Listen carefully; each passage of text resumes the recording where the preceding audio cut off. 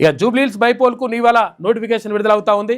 ఈ నెల 21 వరకు నామినేషన్ల స్వీకరణ, ఎన్కోర్ పోర్టల్ ద్వారా డిజిటల్ నామినేషన్ సమర్పణకు అవకాశం ఇస్తున్నట.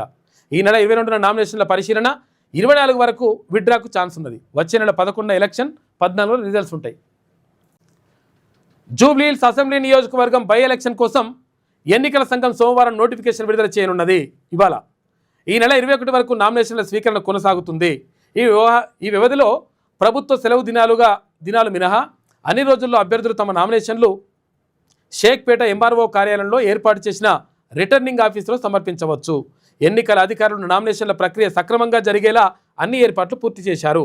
అభ్యర్థులు, రాజకీయ పార్టీలు అందుబాటులో ఉన్న నిబంధనలు ఖచ్చితంగా పాటించాలని అధికారులు సూచించారు. ఈ నెల 22న నామినేషన్ల పరిశీలన ఉంటుందంట. ఇవాళ నామినేషన్లు స్టార్ట్ అయిపోతాయి. నోటిఫికేషన్ విడుదలవుతుంది, నామినేషన్లు కూడా రెడీ అవుతాయి. బాలగోపాల్ నేటి తరానికి స్ఫూర్తి. సమాజంలోని అనేక ప్రశ్నలకు ఆయన రచనల్లో సమాధానాలు. మానవ హక్కుల నేత 16వ సంస్మరణ సభలో వక్తలు మాట్లాడారు. ప్రజాస్వామ్యాన్ని కేంద్రం బలహీనపరుస్తుందని చెప్పేసి విమర్శలు చేశారు. బాలగోపాల్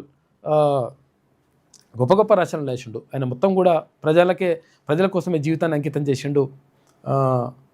ప్రజల హక్కుల కోసం, మానవ హక్కుల కోసం మొత్తం నిరంతరం కూడా పోరాటం చేసిండు. పాపం ఆయన చనిపోయి 16 సంవత్సరాలు అవుతా ఉంది.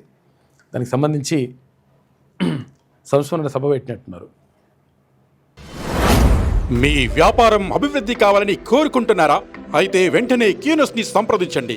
Schools, colleges, banks, shops, office promotions, land promotions, political promotions, restaurant promotions, hospital promotions, పుట్టినరోజు వేడుకలు, శుభకార్యాలు, వ్యాపారాలు ఏవైనా, సందర్భం ఏదైనా ఇప్పుడే క్యూనస్ ద్వారా తెలియజేయండి. మీ వ్యాపారాన్ని అభివృద్ధి చేసుకోండి.